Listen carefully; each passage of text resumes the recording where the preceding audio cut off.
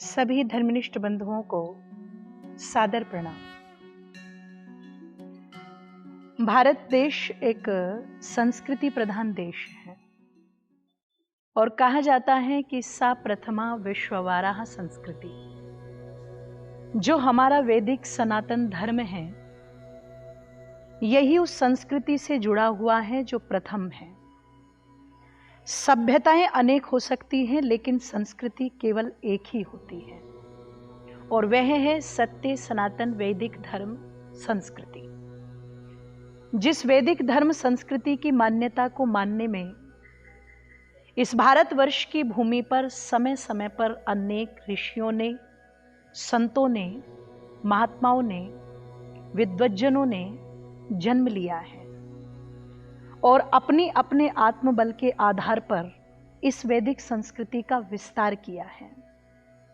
उसी में एक नाम आता है आदि गुरु शंकराचार्य का। निश्चित जिस समय भारत के अंदर बौद्ध मत, जैन मत चरम सीमा पर पनप रहा था, ऐसी विषम परिस्थितियों में आदि गुरु शंकराचार्य ने आकर के सनातन संस्कृति को बचाने का कार्य किया है, जिसकी भूरी भूरी प्रशंसा महर्षि दयानंद ने भी अपने अमर ग्रंथ सत्यार्थ प्रकाश में की है।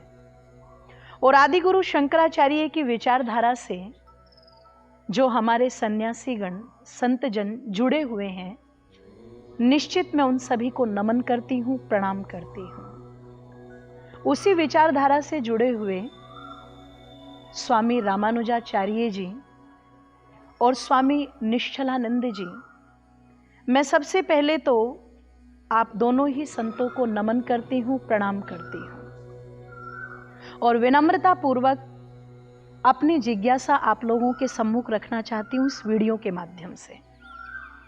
यदि आप लोगों तक मेरे विचार पहुँच जाएं, तो पिछले दिनों मैंने आपकी कुछ वीडियोस जो बहुत सोशल मीडिया पर वायरल हो रही हैं उनको देखा और आप दोनों का जो उसमें विचार मुझे लगा कि मुझे इस पर कुछ कहना चाहिए, वो एक ही था कि स्त्रियों को गायत्री मंत्र बोलने का अधिकार नहीं है।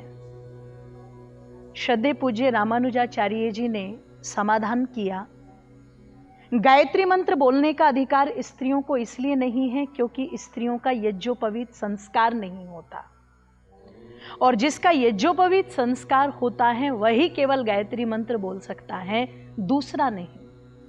स्वामी जी, सर्वप्रथम तो आपकी विद्वत्ता को मैं नमन करती हूँ।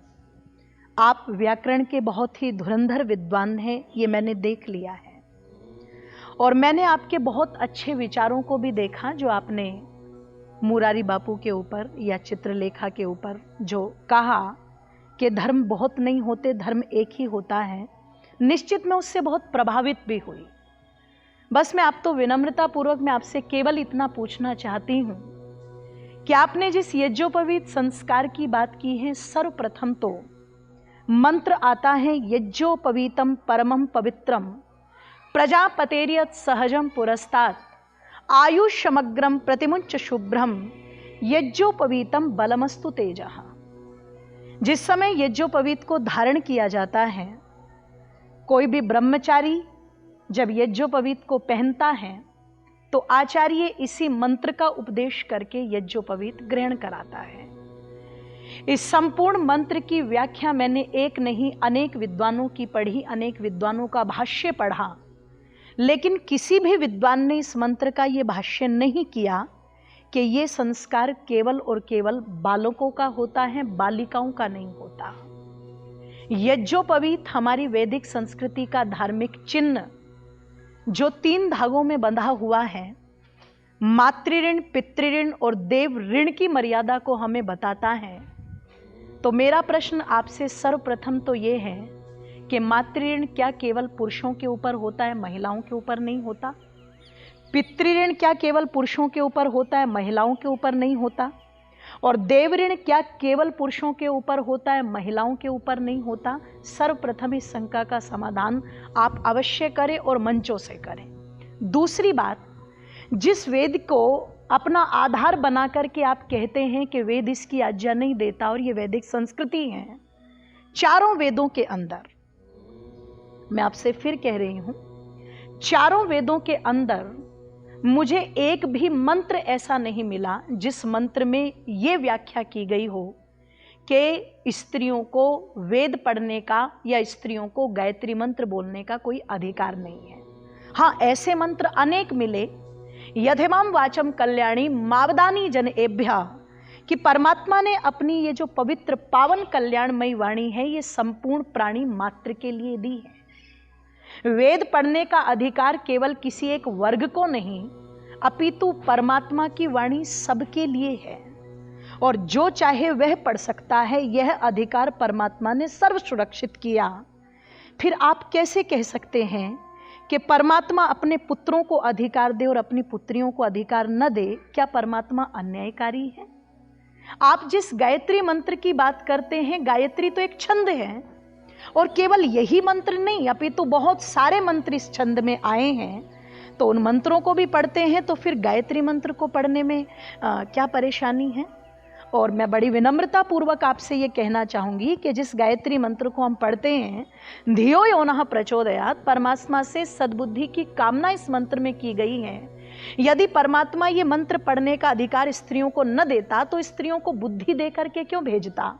यदि परमात्मा ने कोई पक्षपात नहीं किया तो हम और आप कौन होते हैं परमात्मा की व्यवस्था में पक्षपात करने वाले?